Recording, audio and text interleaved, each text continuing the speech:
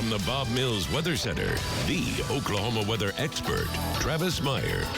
Well, that would wake me up, I tell you. Hey, we're talking about the year in review just real quick.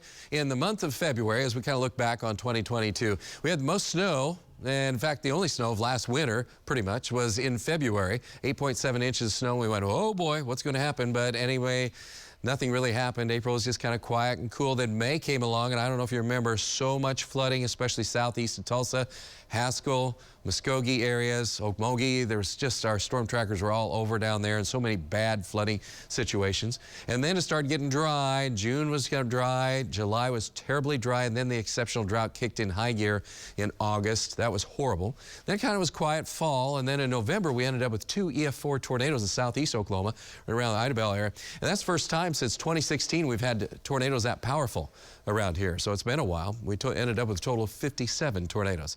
Ed Huckabee sent this picture in tonight. His wife sent a picture in last night. We had a competition at 9 o'clock to see who had the best picture from Lake Hudson with this gorgeous sunset. Oh my goodness, it was so nice.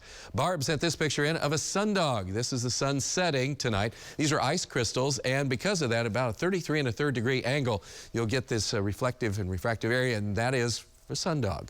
So kind of interesting to see that. And then beyond that, the moon was out tonight, and because of that ice crystal stuff going on, we had a halo around the moon, which usually means within 24 hours a change in the weather. Normally I'd say yeah, but right now it's not so much yet, but it will happen. Big time snows for Colorado Rockies, big time rains out in California, and the main part of the storm system isn't even on the coast yet.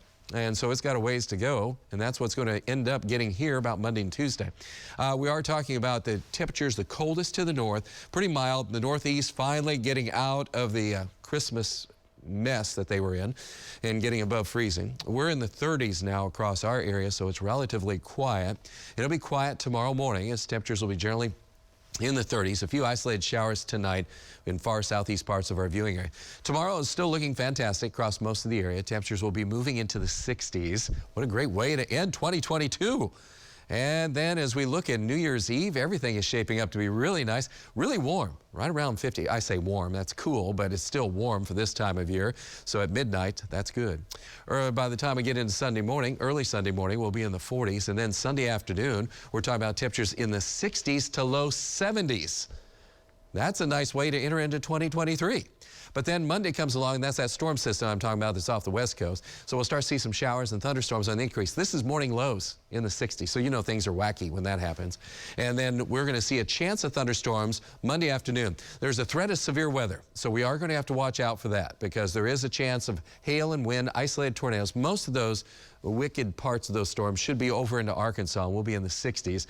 So there is some welcome news that we might not be influenced by that, but our friends off to the east, and if you're in the east from Tulsa east, there is a chance of a few of those storms, so be aware.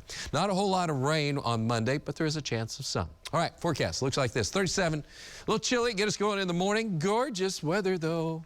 Tell you, I don't know if we could have asked for a better weekend just to enjoy the end of 2022 and the beginning of 2023. And there's no real significant changes to the forecast. We're looking at some of the new data tonight, but other than that threat of some severe weather on Monday and 60s, then the temperatures drop off, and all of a sudden, oh, it gets to be a little bit of winter there in the middle of the week. And then we kind of moderate again. Only time we see real cold Arctic air, that's coming up probably in the middle to end of January. So we'll just wait on that. I'm not in a hurry.